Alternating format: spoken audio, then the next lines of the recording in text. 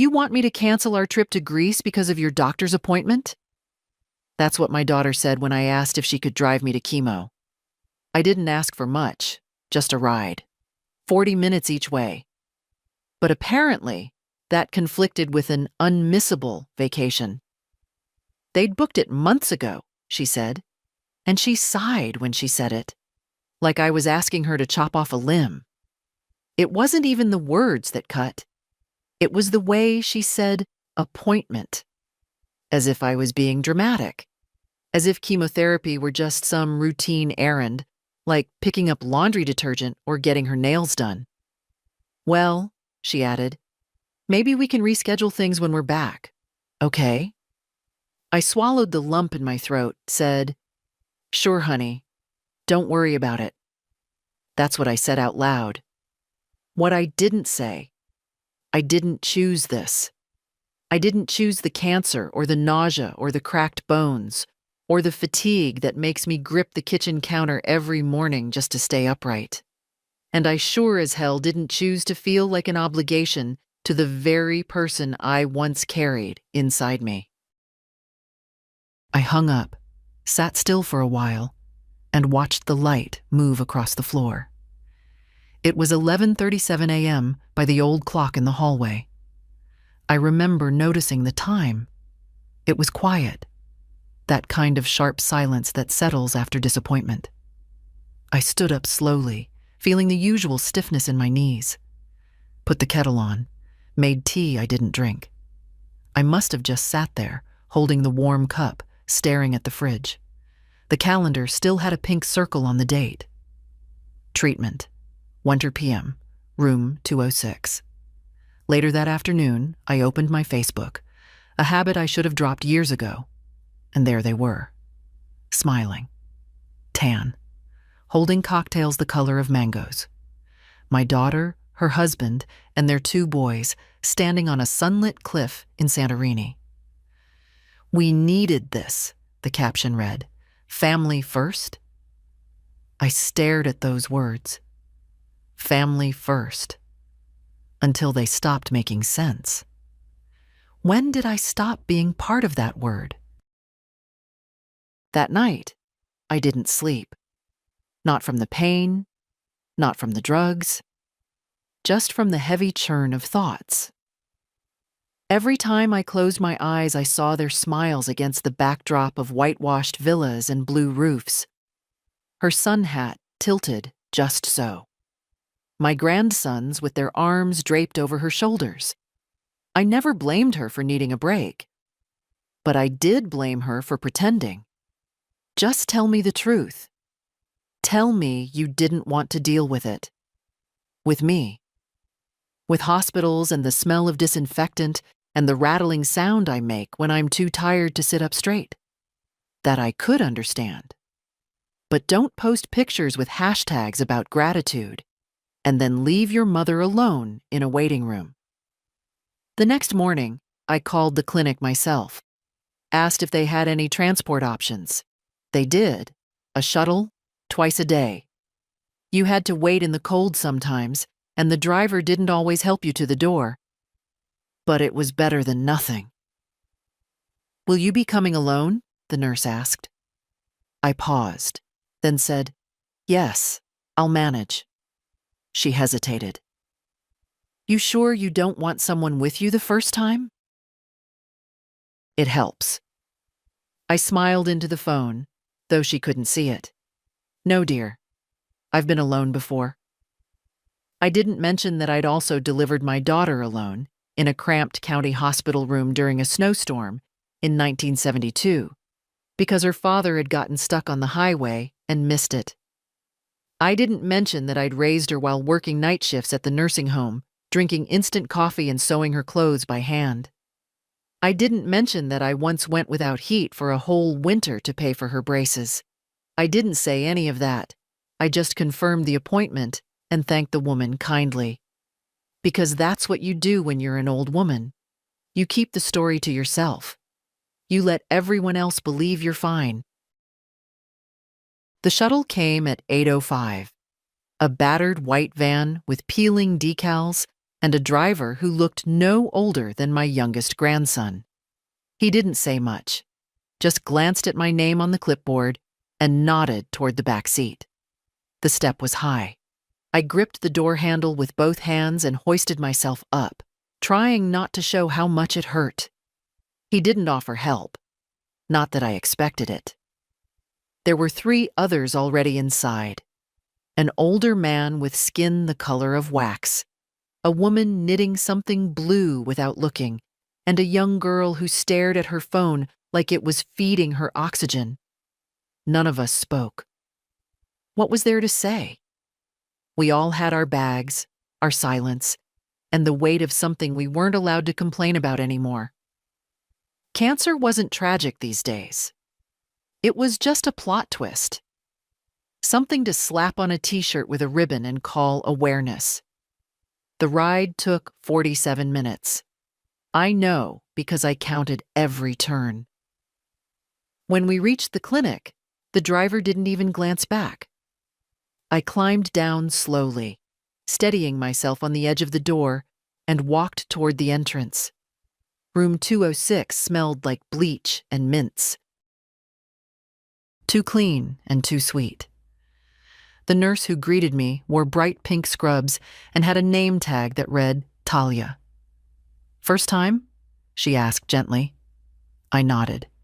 She led me to a recliner, tucked a warm blanket around my legs like I was a child.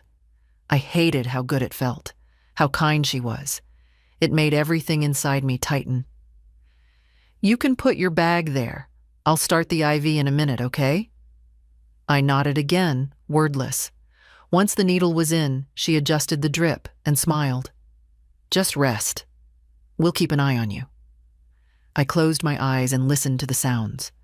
The steady beep of machines, the low hum of voices, a cough, a sigh, a soft click as someone flipped a magazine page.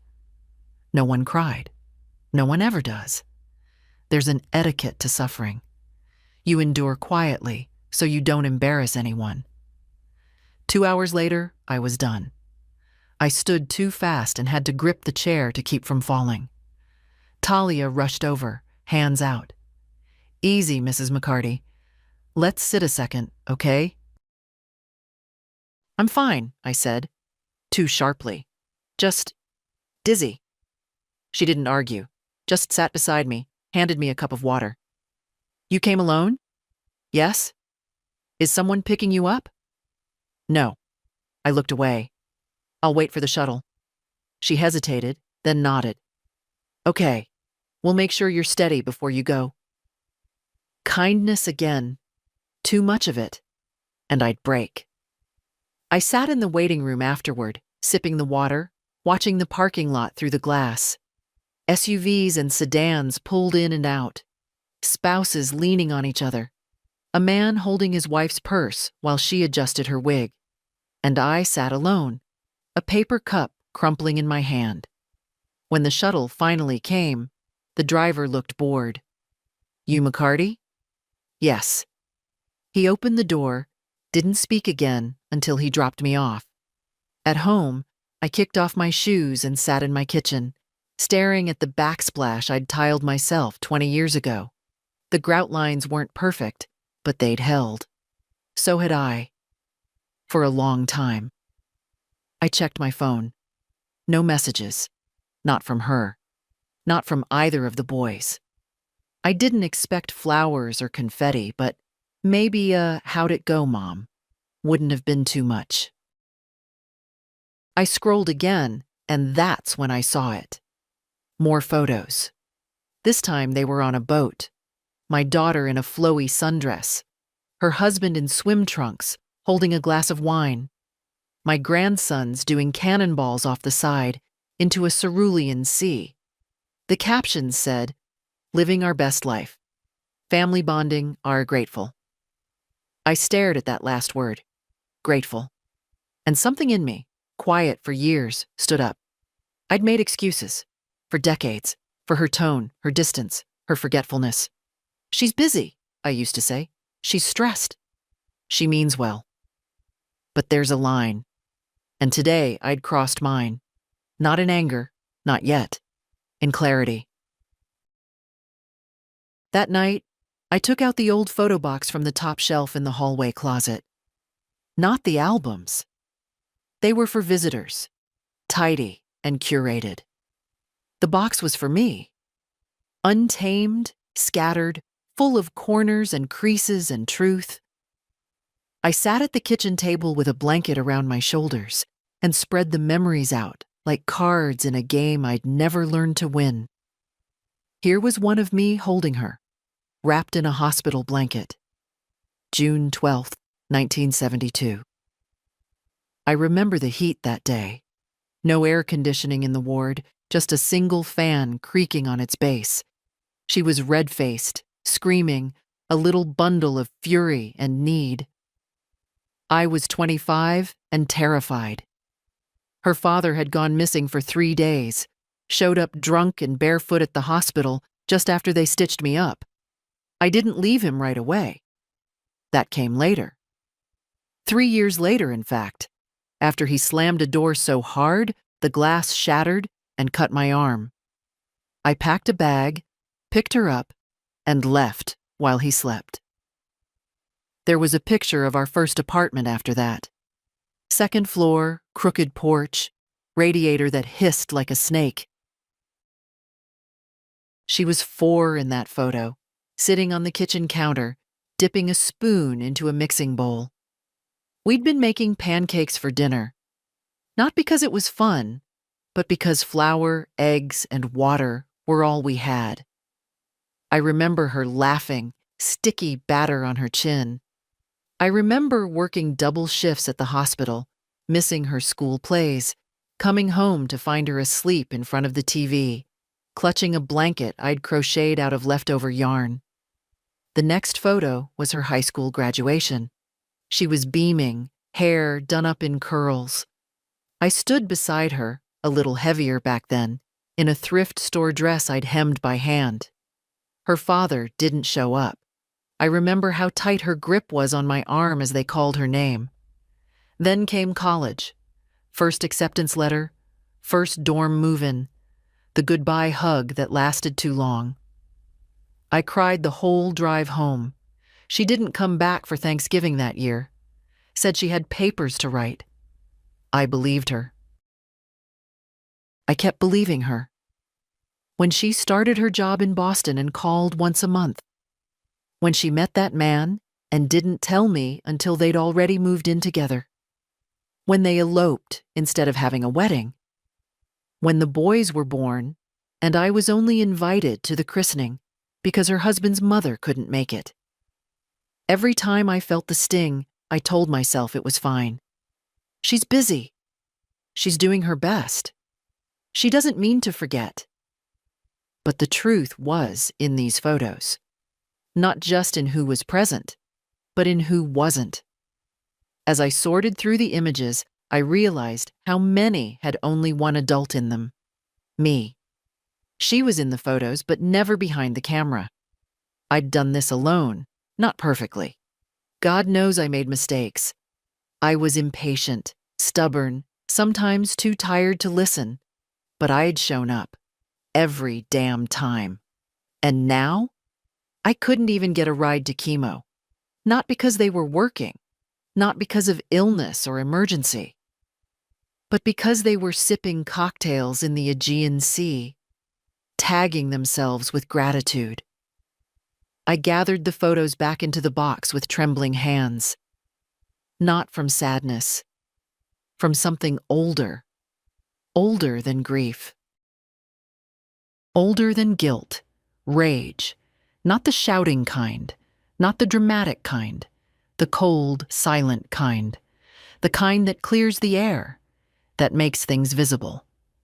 I made myself a sandwich I didn't finish, took 2 painkillers, went to bed and lay there in the dark, listening to the house breathe. This was the home I'd kept together through decades of storms. Now I had to decide what it was still worth, and for whom. The next morning, I had a follow-up with Dr. Elkins. I didn't want to go, not because I was scared of bad news. I already knew the news was bad. I didn't want to go because I didn't feel like pretending. Pretending to be hopeful, pretending to be grateful, pretending to be part of a system that wraps suffering in polite conversation and calls it resilience. But I went. Same shuttle, same driver, different passengers this time. An older couple holding hands, a man in a suit who looked too young and too healthy to be in that van. We all sat in silence. At the clinic, Dr. Elkins greeted me with his usual warm eyes and dry mouth. "Jeanette," he said, "thanks for coming in. We got the results from your last labs." I nodded, sat down. He clicked through the chart on his monitor. "The markers are holding steady. That's good. We'll continue with the same protocol for now." He paused, looked at me gently. "How are you managing with support? Do you have help getting to treatments?" The question caught me off guard. I opened my mouth to lie. It was habit by now. But something stopped me. "No," I said. "Not really." He turned his chair toward me. "Do you want me to arrange transport through the oncology social worker? There are options." I shook my head. "I'm managing, but thank you." Managing. That word again. It was the senior citizen version of fine. A soft word we use when we don't want to explain ourselves. He didn't push, just nodded, scribbled something, then said, "You know, the first few treatments are the hardest. You'll feel it more before it gets better. I'd recommend keeping someone nearby for the next one, just in case." I smiled politely. "I'll consider it." He knew I wouldn't. Afterward, I went to the waiting room to sit for a minute before calling the shuttle again. That's when I saw her, Patricia, my neighbor from 3 doors down. She was sitting with her husband, Harold, who wore a cardigan even in summer and walked with a cane. Patricia spotted me first. "Jeanette?" "Oh, sweetheart. I didn't know you were coming here." I tried to hide the fatigue. "Second round today." She stood and hugged me. Soft, warm, lavender-scented. I hadn't realized how long it had been since someone had hugged me. "We're here for Harold's follow-up," she said. "Colon cancer. He's doing better, but the drive tires him." Her voice softened. "You come here alone?" I nodded. "You shouldn't," she said firmly. "That's not right." I didn't answer. "You call me next time," she said. "Or Harold'll drive you. Won't you, Harold?" He smiled gently. "Course I will, if she doesn't mind the car smelling like mints and cough drops." I laughed. For the first time in days. Real, shaky laughter. It was strange. I'd raised a daughter who left me behind, and here was a woman I barely knew offering more in one moment than my own blood had in months. When the shuttle arrived, Patricia walked with me to the curb.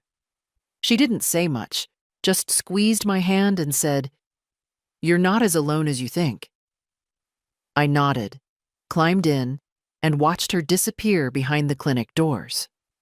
That night, I sat with that moment longer than I expected. A woman with no obligation to me had made space in her life without hesitation. No hashtags, no empty gestures. Just a hand, offered quietly.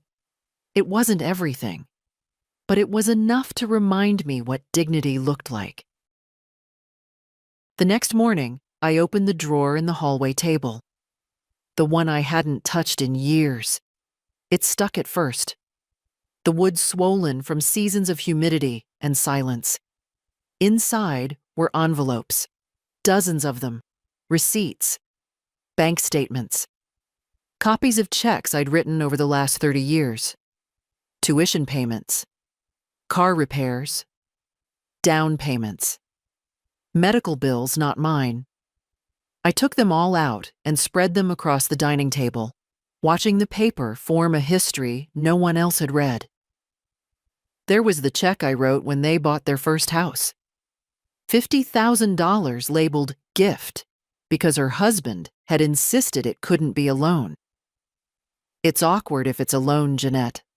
Let's not do that. There were the receipts from the orthodontist. I paid for both boys' braces, and the school uniforms for that fancy private academy, and the new roof after the hurricane, and the SUV when her husband got promoted. He needs to look the part, she said.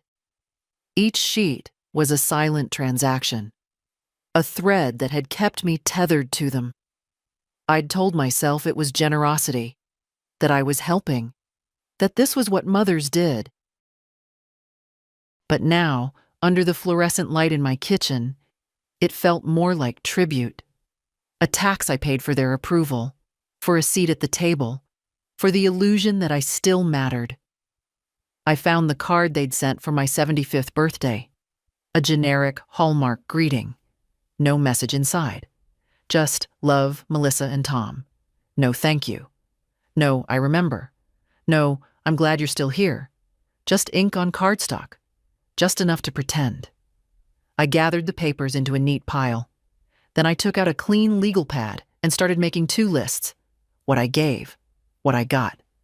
By the 3rd page, the contrast was unbearable. I gave stability, security, unquestioned support. I got cancellations, delays, lies, not always, not right away, but slowly. A quiet erosion of care, like a shoreline vanishing grain by grain while no one looks. I closed the pad and sat there for a long time, watching the birds peck at my lawn through the window. There was still a whisper in my head. She's your daughter. You can't just walk away. But another voice had started to rise, firmer, steadier, older than the whisper. And you are a person, not a purse, not a ghost. A person. That voice didn't shout. It didn't need to. It had waited decades to speak. I didn't sleep that night. Not from the pain, not from the treatment. I sat in the living room in my robe with a glass of water I never drank, listening to the house creak and sigh as it settled. It was the sound I used to love, the sound of something familiar, something mine. But that night, it felt different. Not comforting, not safe, just hollow. Around 2 a.m., I walked into the spare bedroom, the one I'd kept made up all these years. For visits, I used to say. But no one had slept there in over 5 Christmases. I opened the closet, pulled out the fireproof safe and set it on the floor. The combination came back to me by muscle memory. A click, another, and it opened. Inside were documents. The deed to the house, the will, the power of attorney I'd signed 5 years ago, giving my daughter full control over my medical and financial affairs if anything were to happen. I'd signed it because she insisted. Mom, it's just a formality. Everyone our age does this for their parents. I believed her. But now, looking at that paper, I saw it for what it was. A silent surrender. A quiet erasure of my autonomy, signed in blue ink on a Thursday afternoon. I picked up the folder and set it on the kitchen counter. The next morning, I called my lawyer. Esther Greenwald, she answered. Her voice hadn't changed. Brisk, intelligent, no time for nonsense. Esther, it's Jeanette McCarty. I need to make some changes. She paused for half a breath. What kind of changes? All of them. By 11:30, I was in her office. She offered coffee. I declined. We sat across from each other like we had years ago when I'd first set up my estate. Back then, I'd been concerned with making things easy for my daughter, clear, simple. She deserves it, I'd said. Now, I wasn't so sure. I want to revoke the power of attorney, I said, immediately, and I want to update the will. Esther raised an eyebrow. That's a serious shift, Jeanette. What's happened? I didn't want to explain everything. I didn't want to relive it. But I offered her one sentence. She left me alone for chemotherapy so she could drink wine in Santorini. Esther stared at me, then nodded. We spent the next hour drafting the revocation. Then she asked about the will. What do you want to change? I opened my purse and pulled out a photo, crumpled at the corners from years of carrying it. My grandson, Henry, 12 years old, smiling with both front teeth missing, a grin full of hope and mischief. This boy, I said, he's the only one who still sees me. Esther nodded again. Understood. I changed the will, set up a trust, removed my daughter's name from everything except one line. No inheritance shall be granted to the named individual Melissa Thomas, as per the testator's direct and personal decision. When I was done, Esther placed a hand on mine. Do you feel okay about this? I thought about it, then nodded. I feel like I just stood up, I said. The next morning I called Henry. I didn't want to sound dramatic, didn't want him to hear the tremor in my voice. I just wanted to hear his. Hi, Grandma, he answered on the second ring, his voice bright, out of breath like he'd just come in from running. Hi, sweetheart, I said. Hope I'm not interrupting. No, I was just playing that space game. The one with the ship upgrades?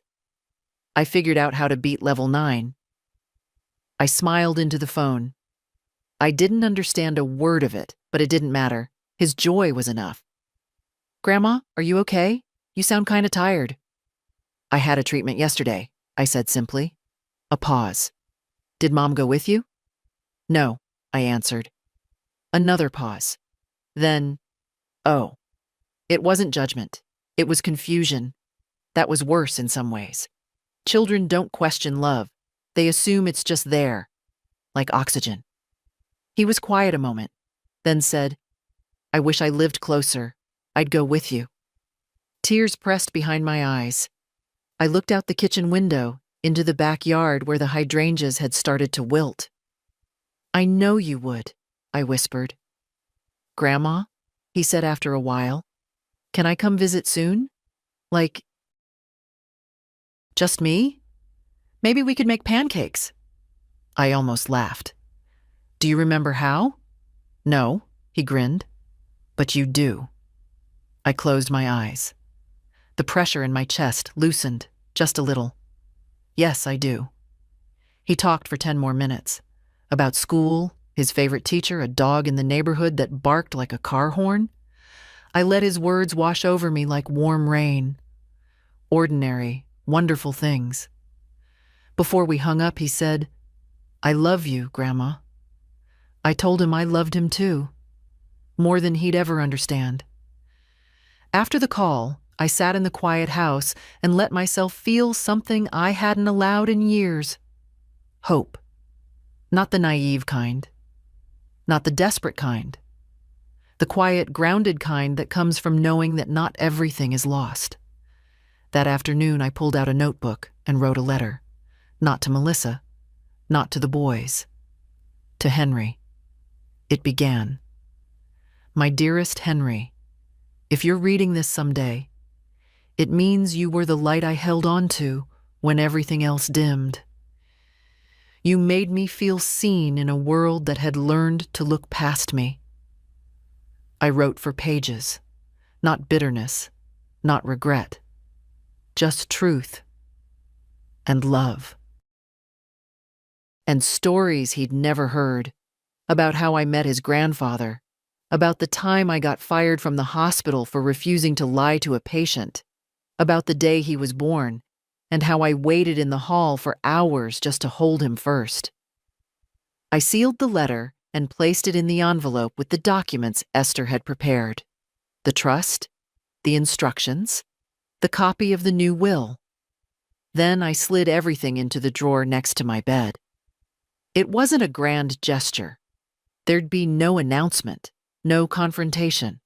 Just a quiet shift, a redirection of everything I had left to give. Henry had offered me 10 minutes of his day, and I gave him my legacy in return. Not out of guilt, not out of revenge, out of clarity and love. I sold the house 2 weeks later. No ceremony, no tears, just a listing, a walkthrough, and a closing date. The realtor was a soft-spoken man named Alton, who'd helped me refinance back in the early 2000s. When I called, he remembered me instantly. "Jeanette McCarty," he said. "The nurse with the neatest lawn on the block. Still got those white shutters?" "For a little while longer," I replied. He came by the next day. Walked through the rooms like someone visiting an old friend. He asked gentle questions. I gave simple answers. When we stood in the backyard, the one I'd mowed every Sunday, even when my knees ached, he looked at me carefully. "You sure about this?" I nodded. "I don't need a house this size. I need something simpler, something that doesn't echo so loud." He didn't press. Within 6 days, he had 3 offers, all over asking price. I picked the buyer who'd written a letter, a young family, 2 little girls and a dog named Rayson. They said they loved the way the afternoon light hit the porch, said it felt like a home with stories. They were right. When I signed the papers, I didn't cry. Not when I handed over the keys. Not when I walked through the empty kitchen one last time. Not even when I stood in the driveway and looked back at the front window where Melissa used to tape her drawings as a child. No tears, only breath, deep and steady. The money went into a new account, separate, quiet, tied to the trust for Henry. What was left I used to secure a spot at a quiet assisted living community called Alder Row. 1-bedroom units, private kitchenette, wide windows, and peace. I moved in with 3 suitcases and a carton of books. The manager, a cheerful woman named Gwen, showed me to my apartment herself. "It's small," she said, "but we've found most people like that. Feels manageable. Cozy." I looked around. Cream-colored walls, a soft chair by the window, a narrow bed with a firm mattress. It didn't feel like less. It felt like finally. By evening, I had unpacked the essentials. My kettle, my shawl, the photo of Henry from 2nd grade, the small ceramic owl Melissa made in art class when she was 7, still chipped at the base. I didn't hang much on the walls. I liked the clean space, the stillness. That night, I made myself tea, sat by the window, watched the sun ease behind the trees. No calls came. None were expected. For the first time in decades, I didn't feel like I was waiting for someone to remember me. I was just here. Enough. 3 days after I settled in at Alder Row, Melissa called. Not to ask how I was, not to see if I needed anything. She called because the house sale had posted publicly, and a neighbor texted her. Her voice came fast, clipped. The tone she used when she was trying to sound calm but couldn't quite pull it off. "Mom, I just saw the listing. You sold the house?" I was sitting by the window, watching a pair of squirrels fight over a crust of bread. I let her question hang in the air a moment before I answered. "Yes." A pause. "But why didn't you tell me?" I smiled, not unkindly. "I didn't think you'd be interested. You're usually so busy." She exhaled sharply. "Mom, come on. That was our house. My childhood." "It was my house," I said, not loudly, just firmly. "I bought it. I fixed it. I paid for every shingle and pipe and grocery bill that crossed its threshold." Another silence. She didn't like being interrupted. "But you could have at least asked," she said, quieter now. "I mean, it could have been kept in the family." I looked around my new living room. Modest, yes, but calm. Clean. Mine. "And who in the family," I asked, "would have wanted it?" She didn't answer. I waited. Finally, she said, "Where are you staying?" "In a place that fits, with people who don't forget I exist." She didn't like that either. "Mom, is this about the trip? Greece?" I looked at the clock on the wall. 10:41 a.m. She'd lasted 8 minutes before bringing it up. "I didn't call you to argue," she added quickly. I feel like you're making a lot of big decisions without involving me." I felt my hand tighten slightly around the edge of the windowsill. "Sweetheart," I said, "you weren't involved when I was too sick to drive myself to chemo. I don't see why you'd need to be involved now." It hung there, that word. Chemo.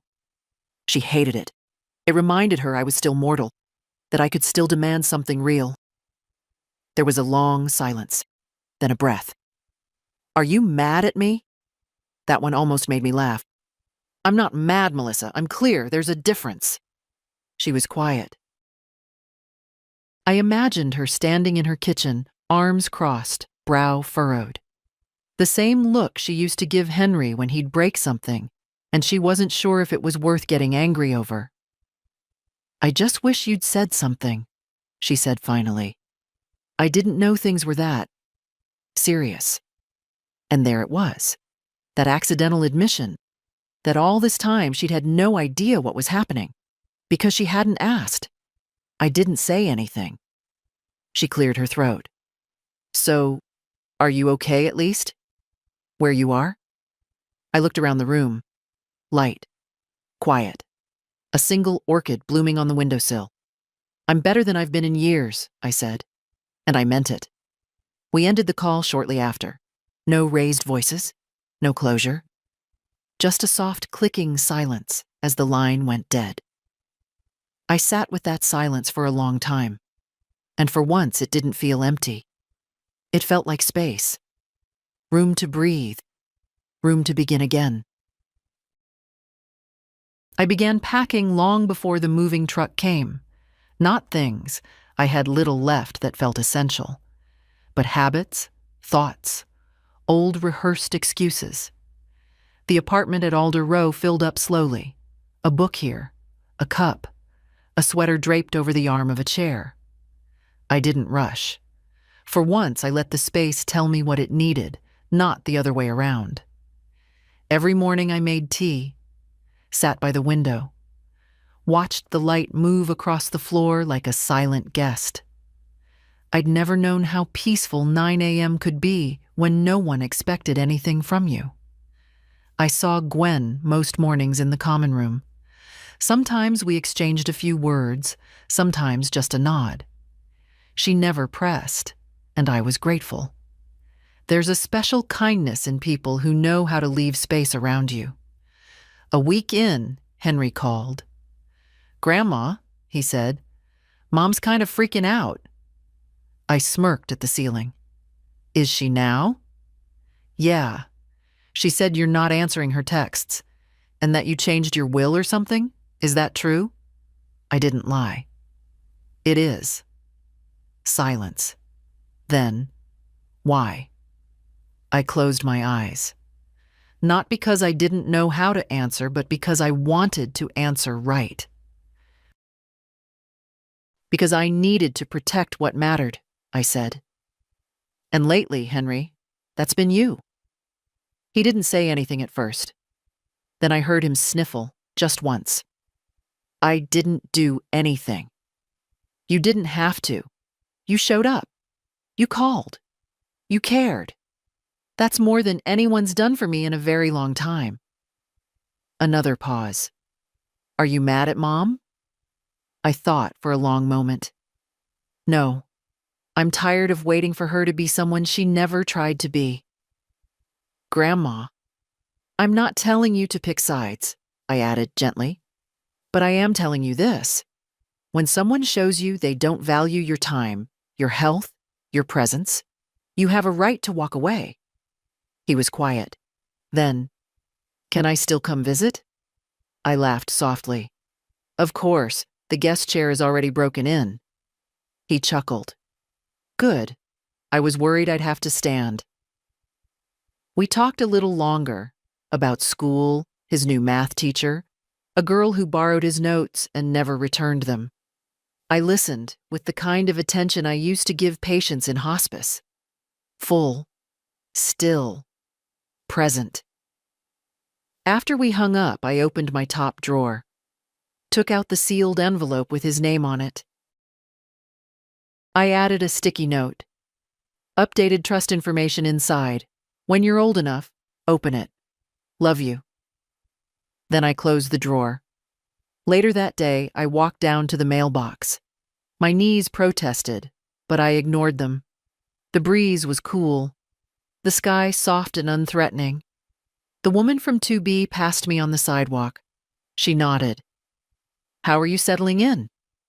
"Like a tree that finally found the right soil," I said. She smiled. "That's a good feeling." It was. I no longer had a hallway full of forgotten birthdays. No more refrigerator magnets holding up photos of people who never called. No more waiting. I was somewhere new, somewhere small, but mine. And that, after everything, was enough. She showed up without warning.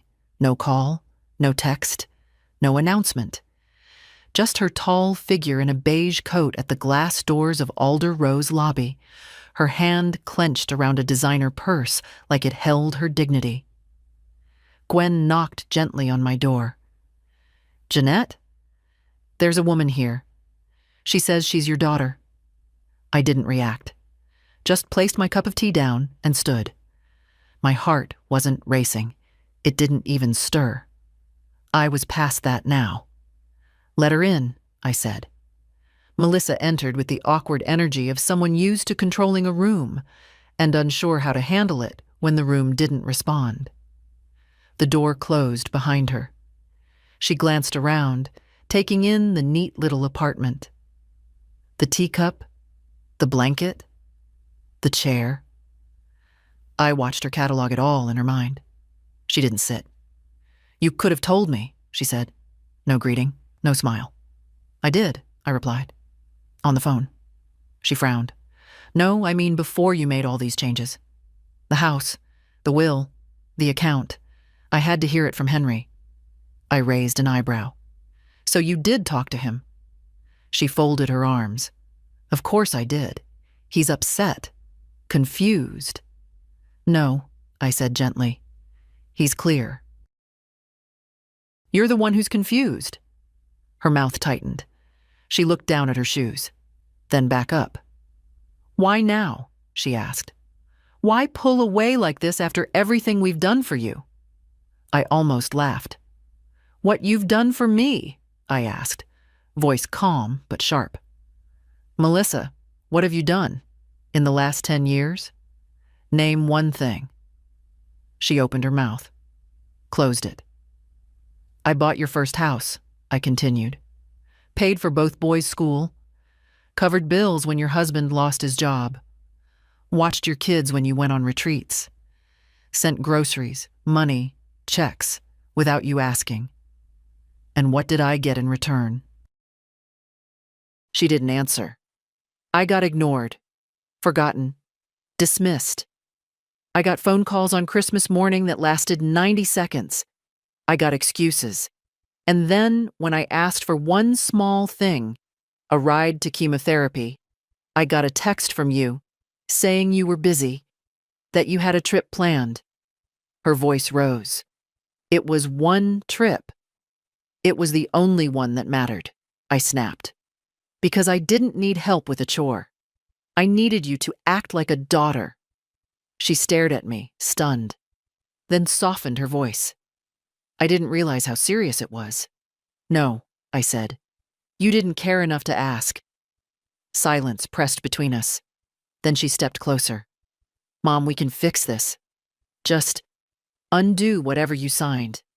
You can move back. I'll help more, I promise." I tilted my head. Now that the money's not coming your way, you suddenly remember I exist? Her face flushed. That's not fair. It's accurate. She sighed, then tried a different tone, softer, wounded. So that's it? You're cutting me off? You're punishing me? No, I said. I'm releasing myself. She blinked. From what? From being someone's backup plan. From being the invisible woman behind every check you cashed and every ride you didn't offer. From the lie I told myself. That love meant loyalty, no matter how little I got in return. Her lips parted. She looked younger all of a sudden. Lost.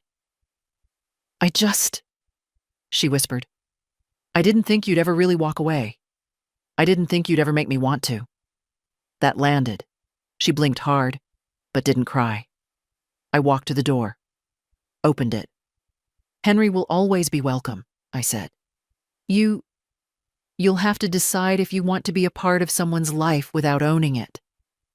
She stood frozen for a moment, then stepped into the hallway. I'll call you, she said. I didn't answer. I simply closed the door. And for the first time in my life, it didn't feel like I was closing it on family. It felt like I was opening it to myself. That night, I wrote a letter. Not one to send. Not for Henry. Not for Melissa. Not even for the lawyer. It was for me. I sat at the little desk by the window, the lamp casting a soft golden cone across the paper. My hands ached, the joints swollen from age and medicine. But I wrote anyway. Slowly. Intentionally. To the woman I used to be, I began. You tried. God, you tried. For decades you gave and gave, thinking that love was something you could earn, if only you sacrificed enough. You believed that being needed was the same as being valued, that keeping quiet was a kind of grace. The pen moved with steady rhythm, scratching truth into the page. You told yourself that disappointment was just part of the deal, that you were lucky, that other women had it worse, that Melissa meant well. But here's what I want you to know now. You were never a burden. You were never too much. You were just too convenient.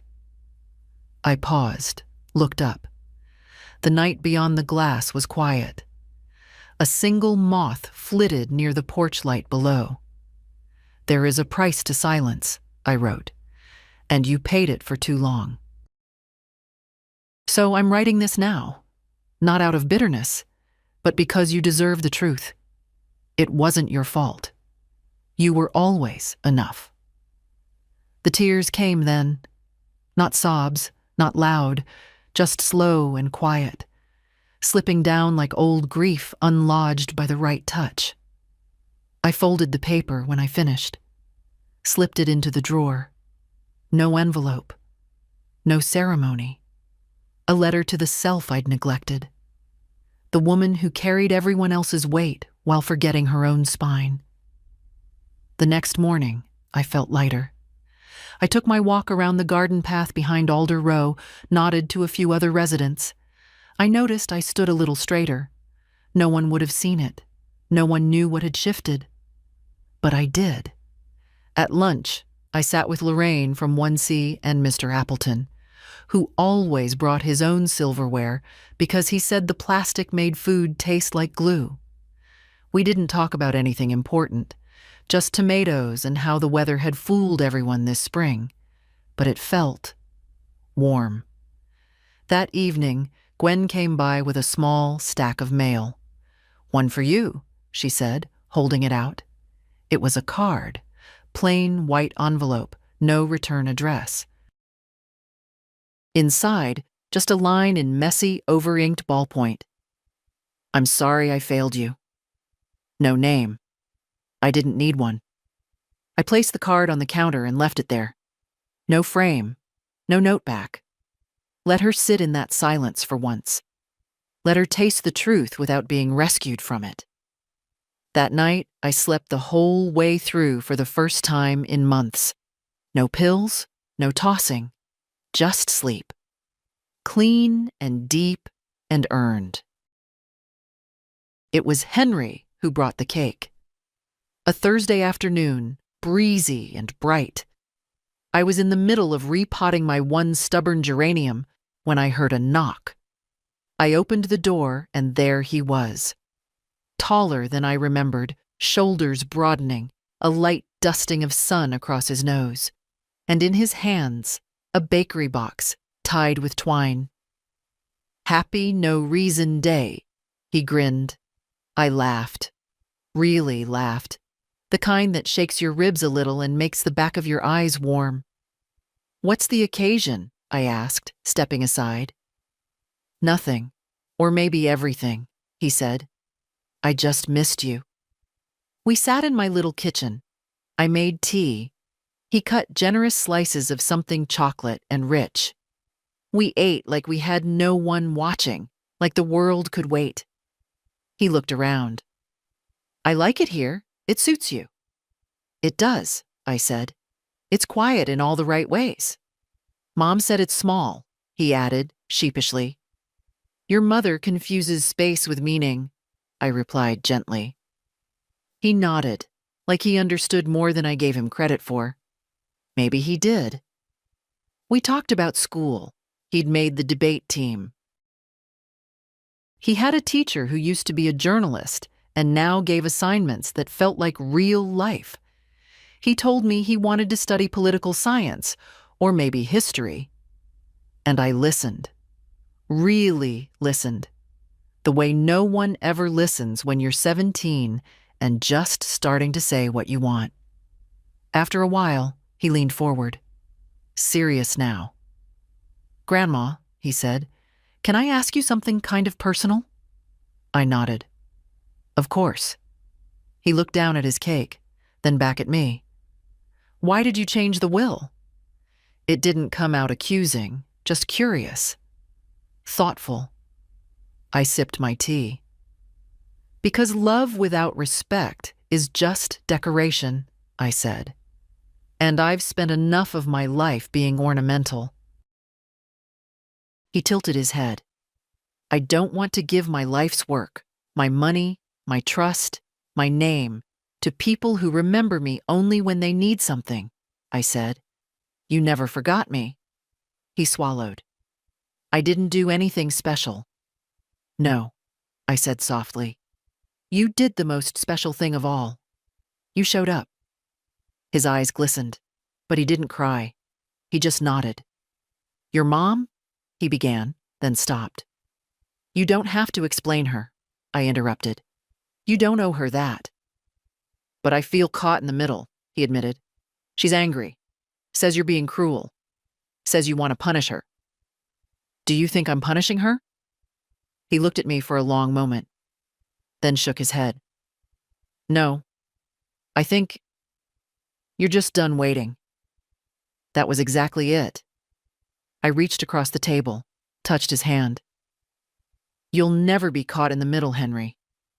You're free to love us both, however you choose. But don't ever let guilt be the shape of your love." He nodded. "I want to be better than what I came from." "You already are," I said. We sat for a long time after that. No rush, no performance. Before he left, he pulled out a small box from his bag. "I made this for you," he said, a little shy. I opened it. Inside was a bracelet. Simple braided leather with a single copper bead. Etched into it in tiny letters were the words, "I see you." I stared at it, touched the bead like it might vanish if I blinked. "Do you like it?" he asked, uncertain now.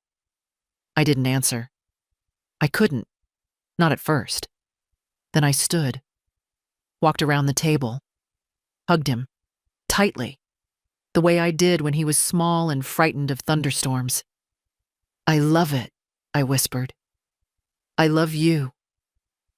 He held me for a long time.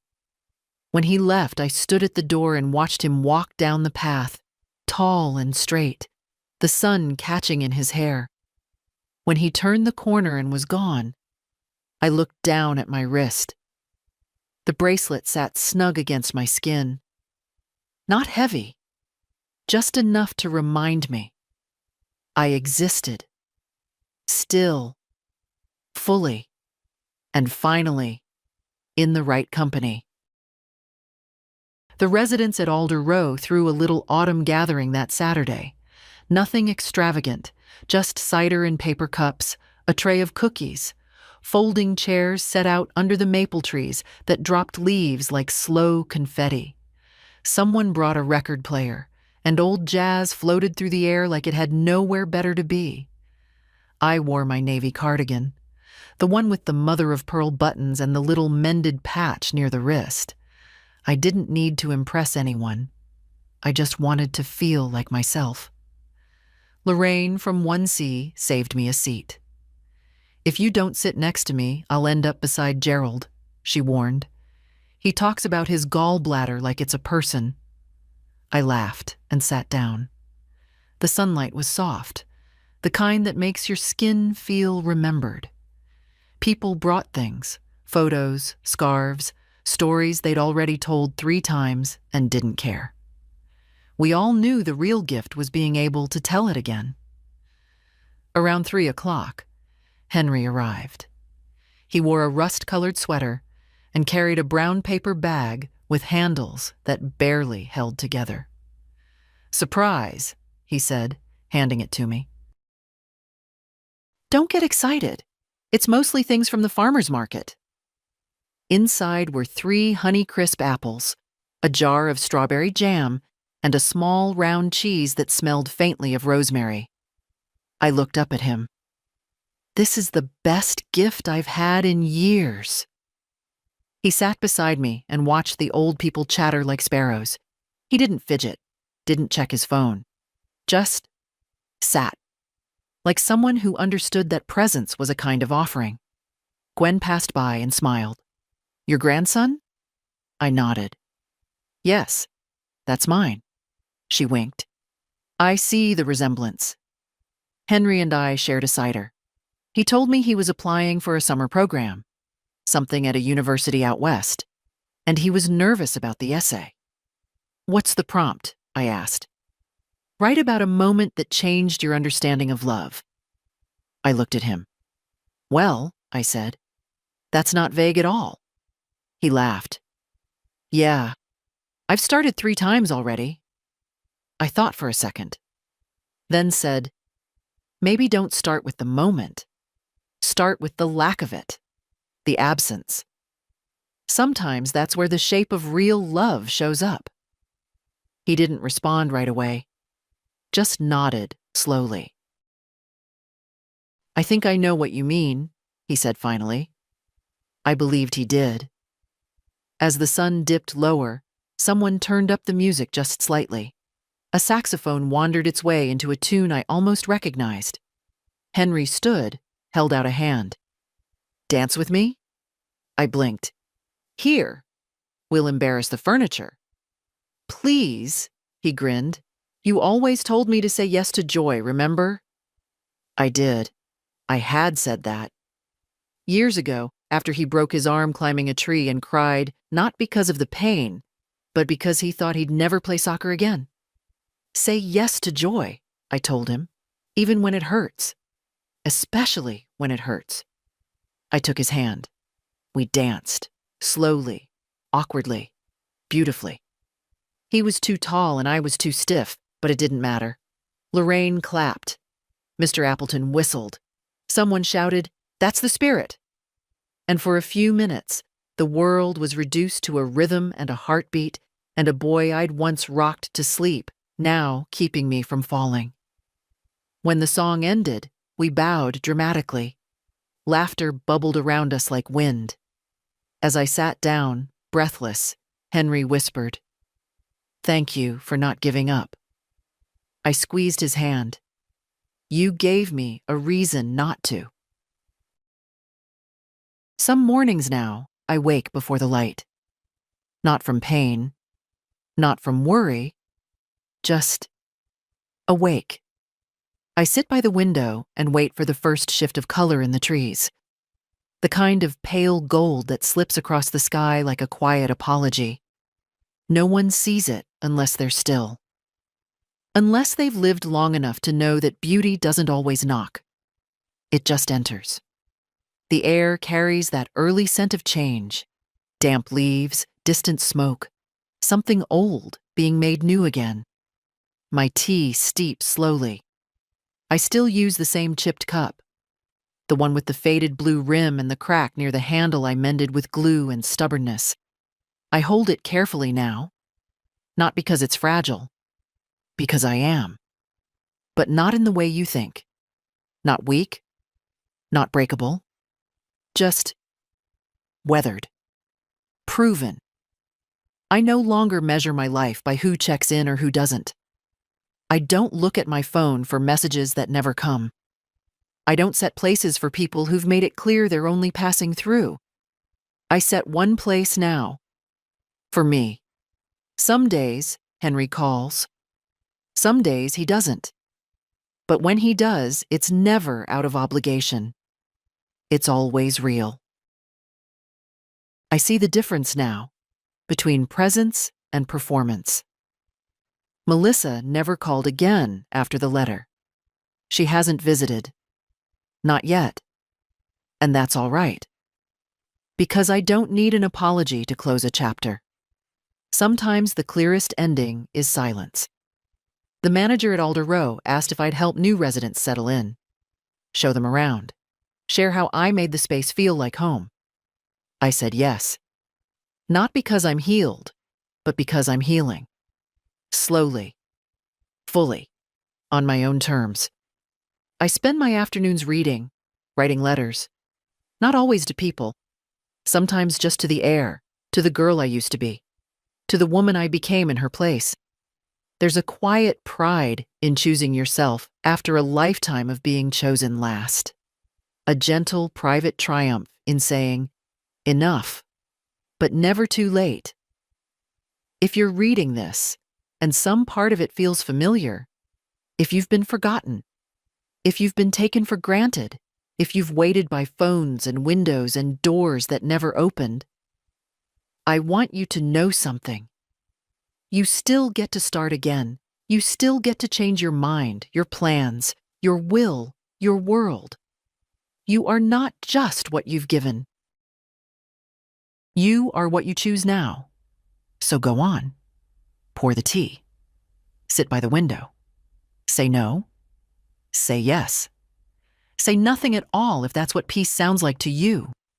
But please, if this story stirred something in you, if it reminded you of your own silence or your own rising, leave a comment.